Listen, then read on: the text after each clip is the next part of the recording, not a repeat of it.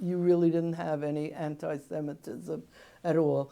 In 1942, my father got a job in Washington, D.C. building barracks.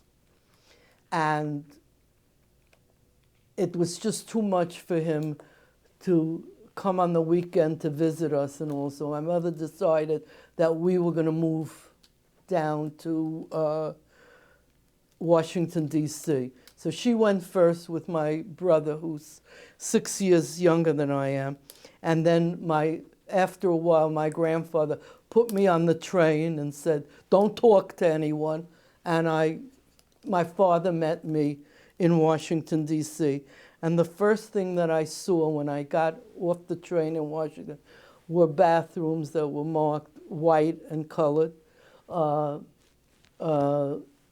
fountains marked that way. And that was not what I came from Williamsburg, because everybody got along well. I didn't know what anti-Semitism was. And I started in a junior high school. And the first day at lunchtime, some kids were ready to beat me up and called me a goddamn Jew. And I had never experienced that in my life. And one of the Jewish teachers really rescued me and drove me home that day, because they said, we'll get you after school.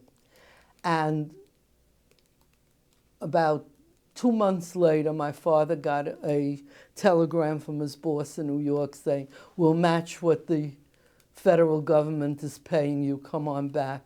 And I laughed the whole way going back.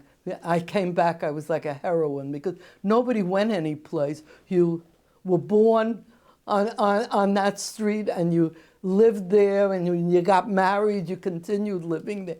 I was the only one who had gone. It was almost like to a foreign land. How long were you in Washington before you? 2 months. 2 months. That's it. It was the 2 longest months of my life. And after your anti-Semitic encounter, how many more days or weeks were you there before you went back? Yeah, the 2 months. And 2 months. but it was very first, okay. But the teachers were very protective of me. And at lunchtime, instead of going out to play, I stayed indoors where they could protect me. You were the only Jewish student. There were maybe 8 in the whole school, and here I came from a school where 75% of the students were Jewish children. So there was no reason for anti-Semitism in Williamsburg, but I suppose there was in Washington, D.C.